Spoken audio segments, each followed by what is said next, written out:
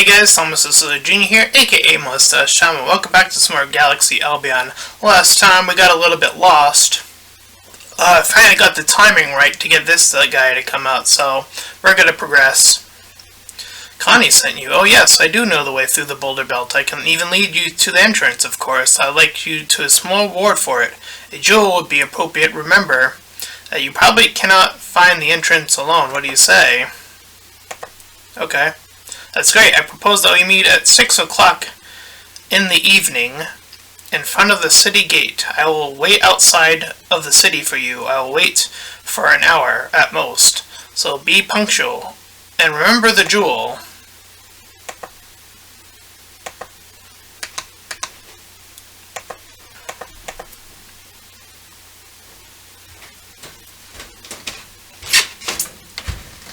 Okay.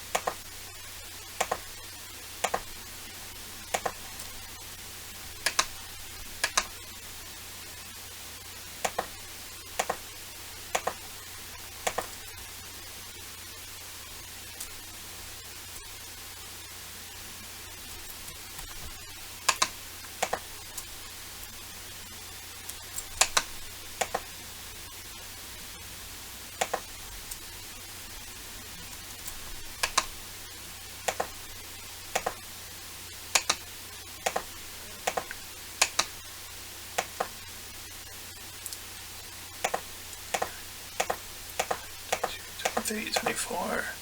1, 2, 3, 4, 5.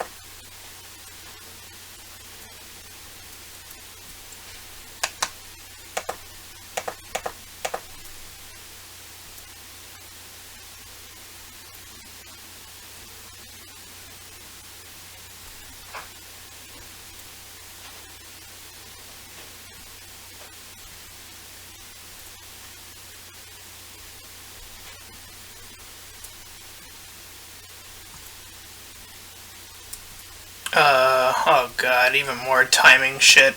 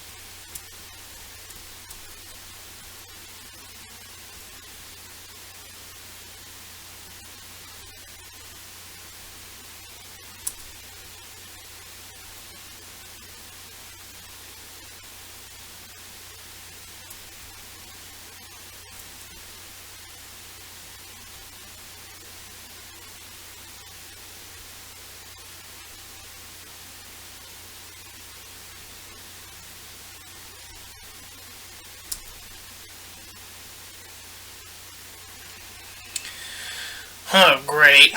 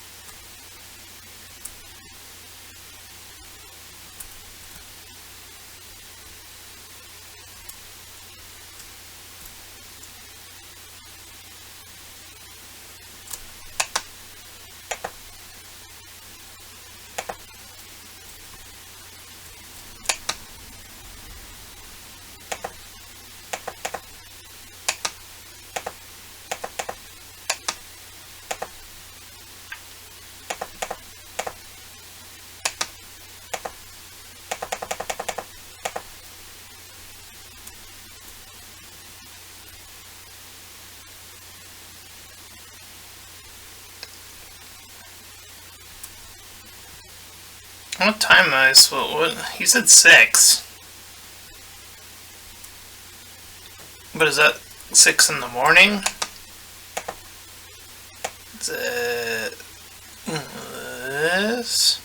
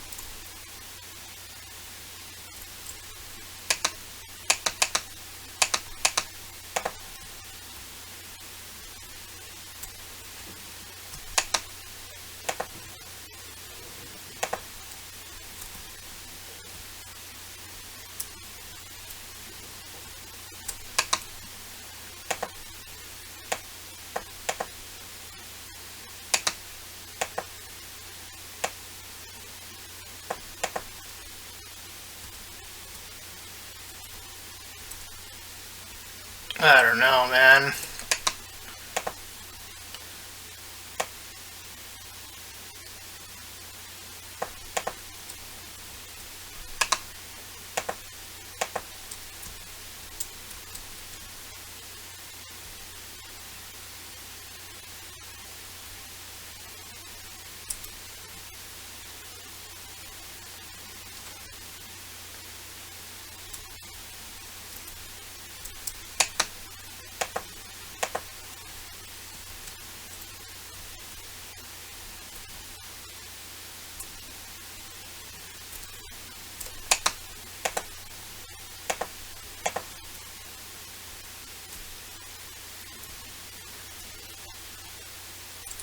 Oh boy.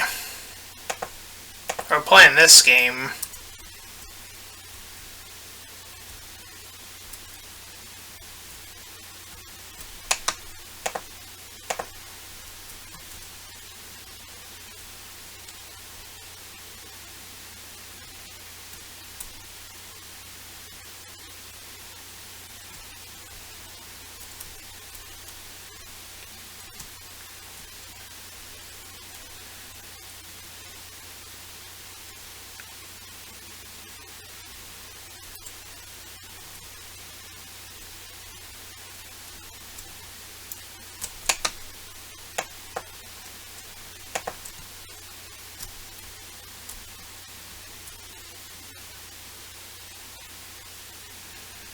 Let's see. Oh, 18 will show up.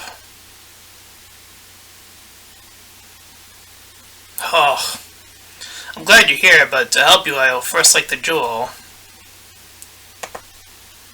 Thank you very much. It's a beautiful stone. I only have 27 of this kind. While I have 235 rubies, you can't just imagine how happy I am. I'll add it to my collection later. Beautiful. Now follow me. I'll show you the entrance. As always, stay behind me. You can easily lose yourself this way between the boulders. Oh, thank God. Thank God this is over with.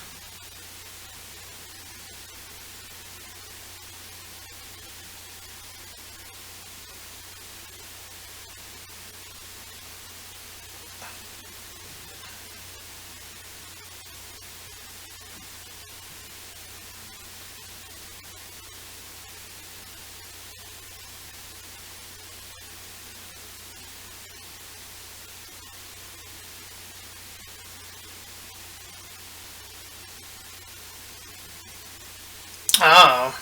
Could I have done this on my own, I wonder?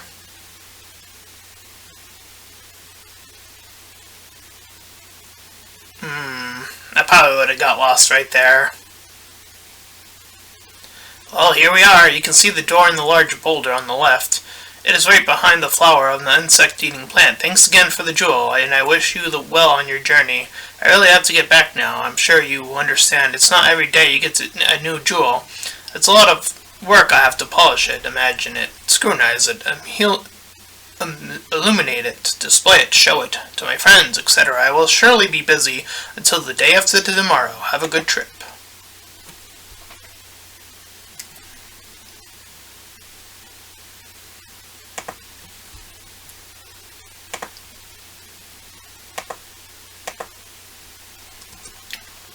I can't believe that's the way to progress the video game.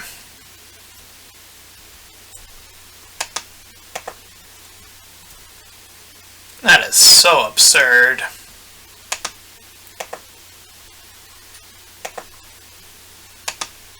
Anyway.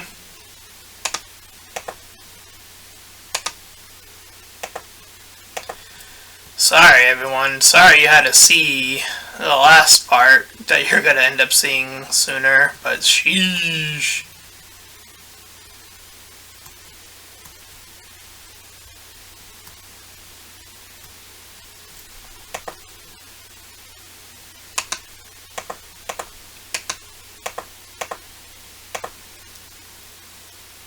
Ooh, that's a lot of damage.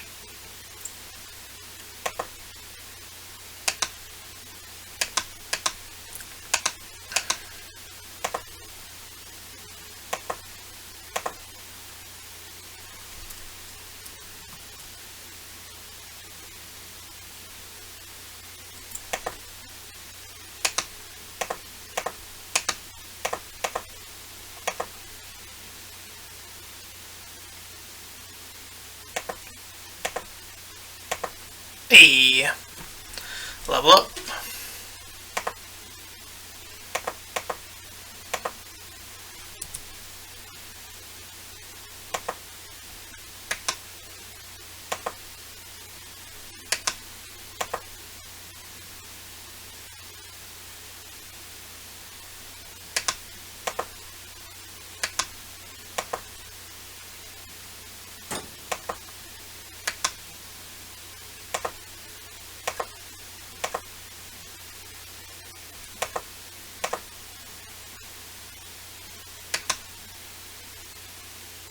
Oh boy, these guys attack so heavily too. Oh, here goes nothing, I guess.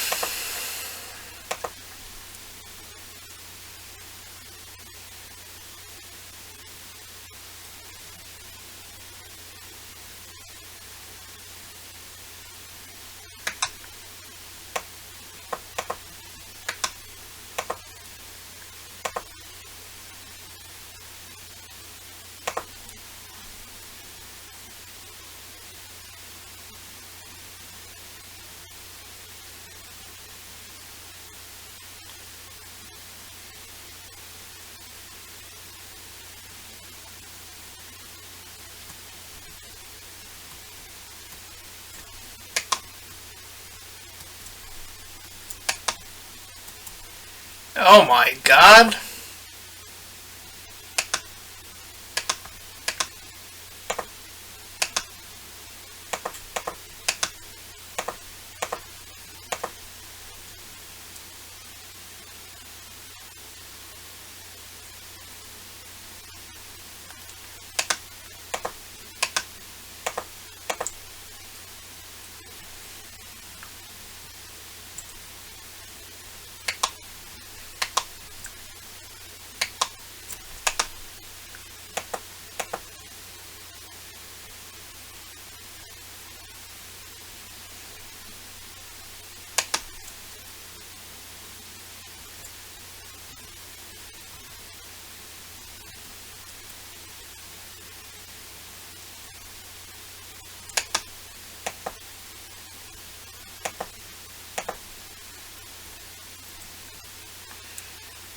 Tom utters a cry.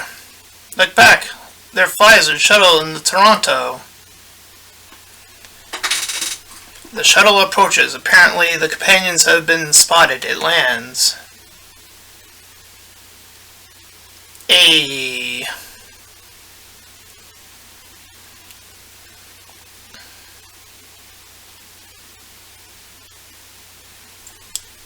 Come, don't be afraid. It'll be a little tight inside there, but we'll only have to be in there for a short time. Time climbs in and notices there is no pilot. The shuttle is remote controlled. Suddenly, shuttle slams shut. Tom is locked in without the companions and the shuttle starts. During this takeoff, a gas fills the cabin. Tom loses consciousness and drops to the floor. He remembers nothing about the flight. Bye!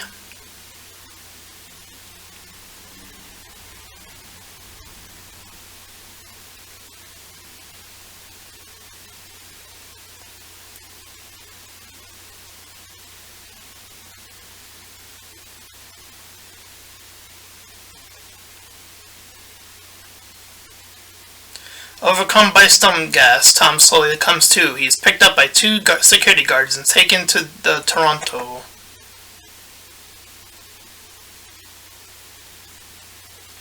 The gas is taking its toll on Tom. With buried vision and a foggy head, he seems to his reception team, Captain Brandt, Christian Joe, same crew members as well as Ned as the AI on board computer. Driscoll, you're still alive. You must have gone through hell. Tom, aren't you dead? I'm sure happy to see you. Tom, my God, I'm glad to see you again. How are you? What happened and where? Excuse me, Miss Mulkey, but as you can see, Mr. Driscoll's condition is very bad. He must have medical treatment immediately. Yes, Captain Brandt, this planet is... I too think we should bring Mr. Driscoll into the medical department immediately. It's a wonder that he survived so long in this unsafe environment. But sir, you must know that this planet is full of life. I was afraid of this. Mr. Driscoll is hallucinating. He has to be taken to the medical station immediately. But the two security guards take Tom and drag him forward. Tom! Be patient. For a few days, Miss Mulkey. You'll be able to visit Mr. Driscoll as soon as he has recovered a little. The security guards are barely out of sight of the others when Tom feels a sharp pain in his neck. The injection makes everything around him turn to darkness. Sometime later, Tom comes to in a hospital bed. Whoa! Damn my head, what was that stupid stunt all about? Have they gone nuts? They all gone nuts?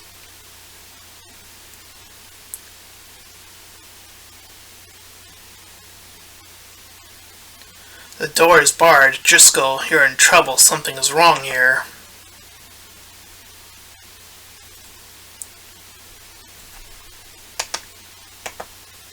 A cabinet.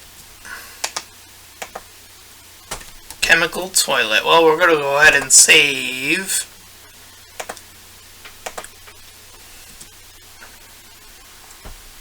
new content is happening.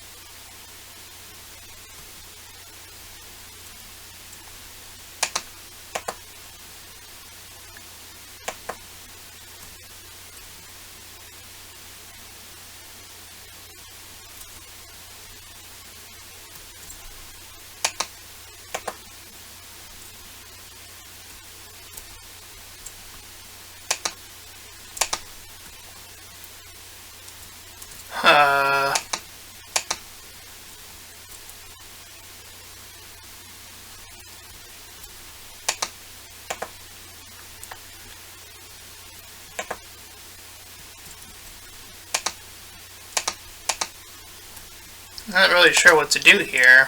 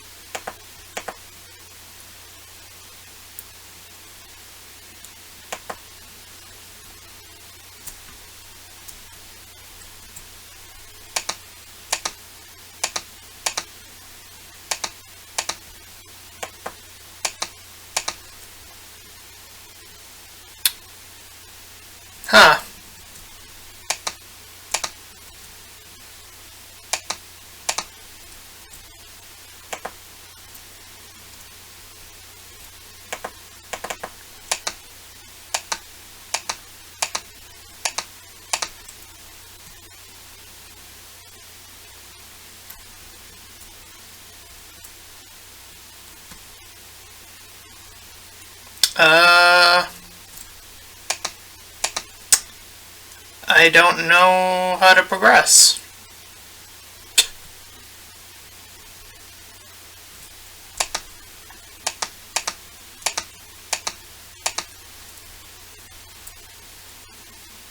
Oh, the door suddenly opens and Tom's old friend Joe comes in. Joe, finally, a friendly soul. What's going on? Why am I being held here like a criminal? Stop. Quiet down, man. First, it's great to see you're still alive. We have pretty much written out and Huss filled off. Sorry, old man. I'm happy to see you, too. That's good. I don't know how much time we have. You might have noticed that I opened the door with a doctored card. I already guessed that your visit here was unofficial. Just tell me what happened. I can't right now. First, you tell me everything, short and sweet. Short and sweet, man, you have no idea. Tom describes his unbelievable experience as compactly as possible. He appears on the Ishkai and humans in his adventure on a world swarming with life. Joe becomes more and more astonished.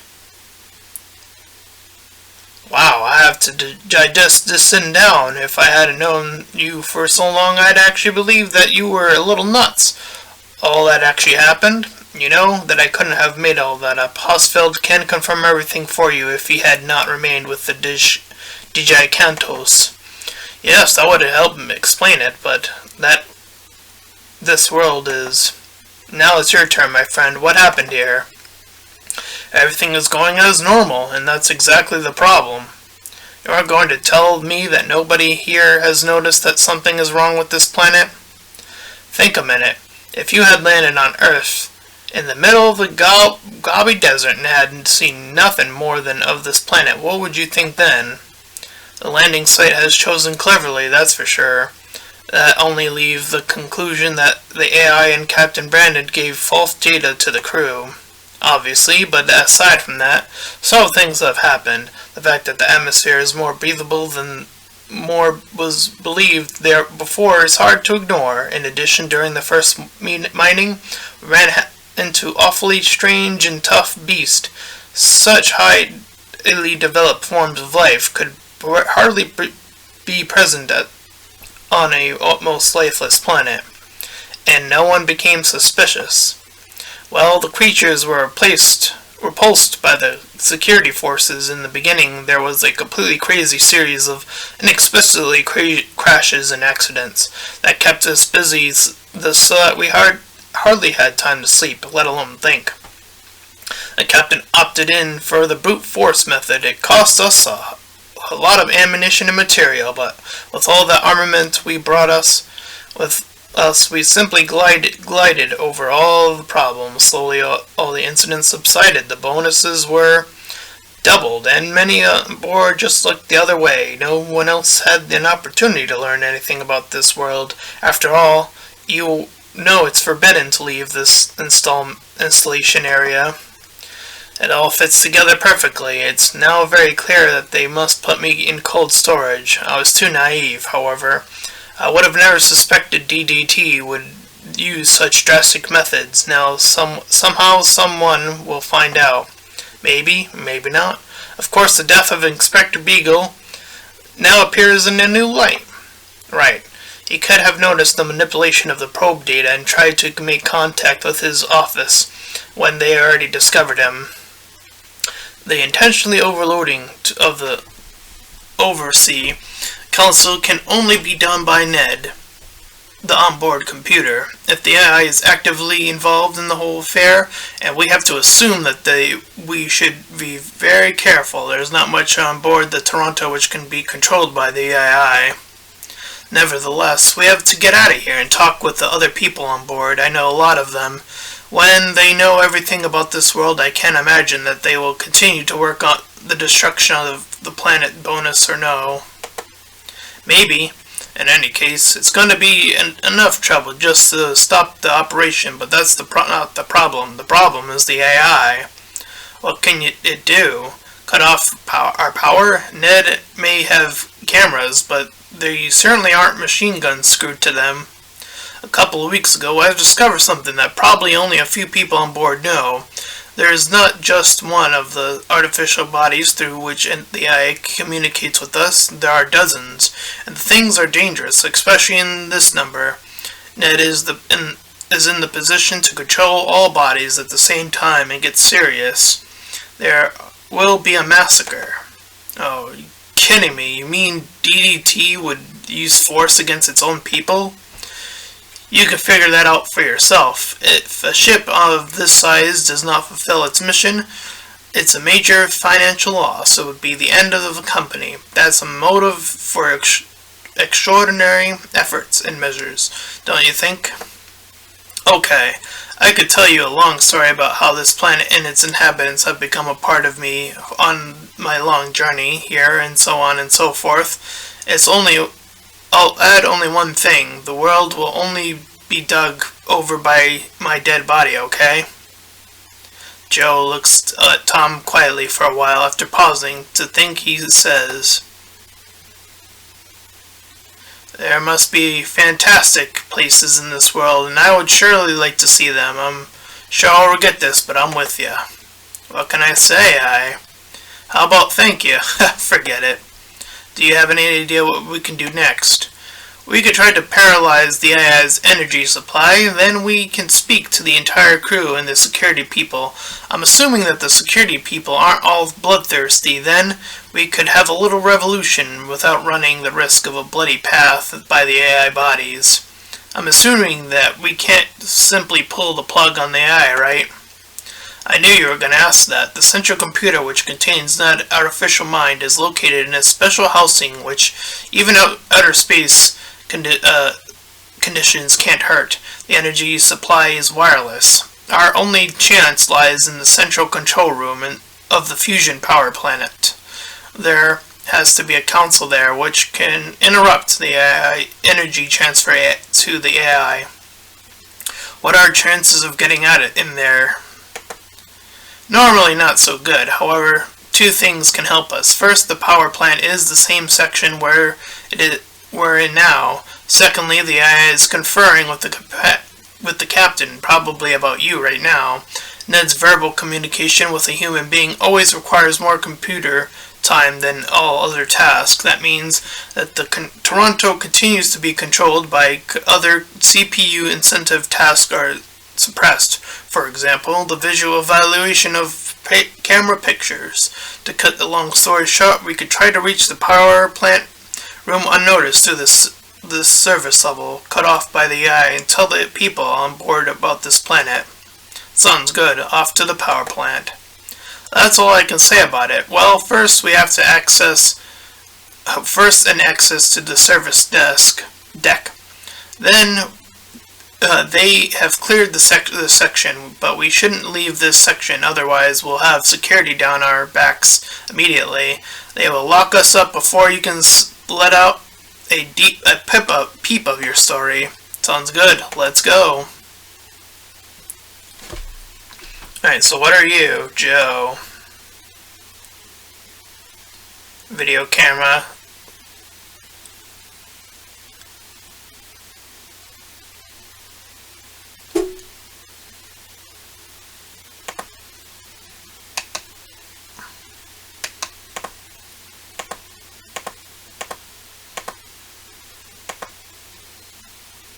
Okay, gotta go ahead and save it again.